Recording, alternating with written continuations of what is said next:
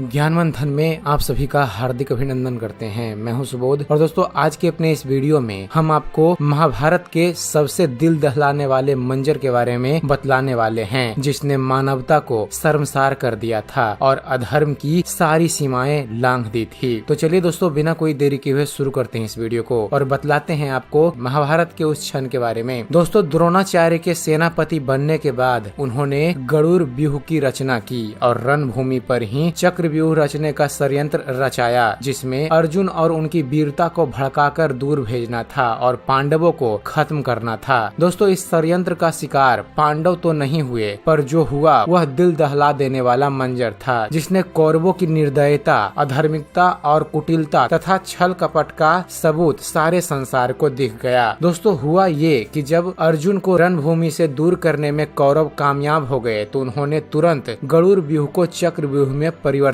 कर दिया और पांडव तथा उनकी सेना का विनाश करने की कुटिल योजना को रणभूमि में स्वरूप दे दिया। चूँकि पांडव में सिर्फ अर्जुन चक्रव्यूह का वेदन और इससे निकलने का तरकीब जानते थे और वह वहां उस समय मौजूद नहीं थे, तो उनके पुत्र अभिमन्यु ने धर्मराज युधिष्ठिर से चक्रव्यूह भेदन की आज्ञा मांगी, जिसमें वह दक्ष था। जिसमें विवश होकर युधिष्ठिर ने उसे आज्ञा दे दी, क्योंकि वे सेना के विनाश को लेकर चिंतित थे। यही चिंता महान वीर अभिमन्यु को भी थी, पर वह चक्रव्यूह से बाहर निकलना नहीं जानता था, जिसके लिए पांडव ने उसकी मदद करने के लिए उसके साथ चक्रव्यूह में प्रवेश करने को तैयार हुए। परंतु चक्रव्यूह में अभिमन्यु के अलावा और कोई पांडव प्रवेश नहीं कर पाया, क्योंकि उनका रास्ता सिंध नरेश जयद्रथ ने रोक लिया और अपने भयंकर बाणों के प्रहार से उनका रास्ता रोककर बंद कर दिया, जिसे पांडव नहीं भेद पाए। खैर वीर अभिमन्यु चक्रव्यूह में प्रवेश कर गया और भयानक युद्ध शुरू हुआ, जिसमें अभिमन्यु के पराक्रम ने कौरव सेना को ध्वस्त कर दिया। अकेले अभिमन्यु ने डटकर और बिना भय के युद्ध किया, जिसमें अभिमन्यु ने कायर दुर्योधन के पुत्र लक्ष्मण को एक बाण में ही उसके सर को धड़ से अलग करके दुर्योधन के पैरों पर गिरा दिया, जिसे देखकर दुर्योधन ने सोचा अभिमन्यु मारा गया, पर जब उसने देखा तो वह उसके पुत्र लक्ष्मण का सिर था, तो वह प्रतिशोध से भड़क उठा और उसने अपनी सभी महान योद्धाओं को अभिमन्यु से